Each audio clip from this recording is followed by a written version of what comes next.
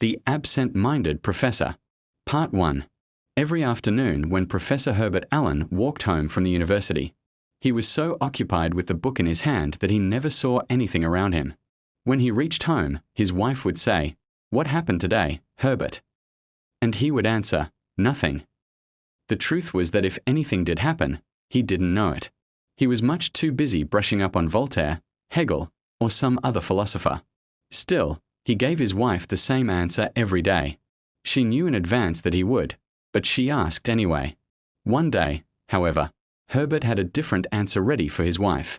It was all because of the weather.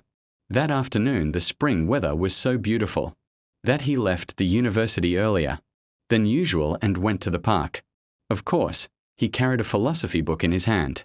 As long as he had to read this book anyway, why not in the park? He sat down on a bench under a tree, made himself at home there, and started to read. Around him were people enjoying the sunshine. The trees were covered with leaves. The flowers were all in bloom. Every now and then a bird sang. It was a lovely day. Professor Allen was about to begin the second chapter of his book when a man said, "Well, hello. The last time one saw you was in Philadelphia, wasn't it? Remember. But what are you doing here? Do you live in this town? I'm here to see about something for my office. I've been up to my ears in work." Why, at first Herbert didn't know what to say.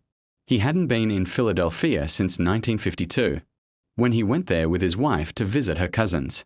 The man was mistaken, to say the least. Herbert had never seen him before. The businessman must have noticed the strange expression on Herbert's face. "What's the matter?" he asked. "Don't you remember me? Are you one of my wife's cousins?" It was the other man's turn to have a strange expression. I don't think so." "Then I don't know you," the professor replied calmly. "The only people I know in Philadelphia are my wife's relatives." "Excuse me," the businessman said. "I obviously made a mistake. "That's all right," replied the professor and returned to his book.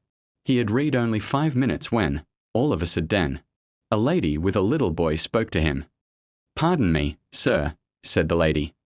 "You look like a kind person. Will you keep an eye on my little boy while I go across the street to the drugstore?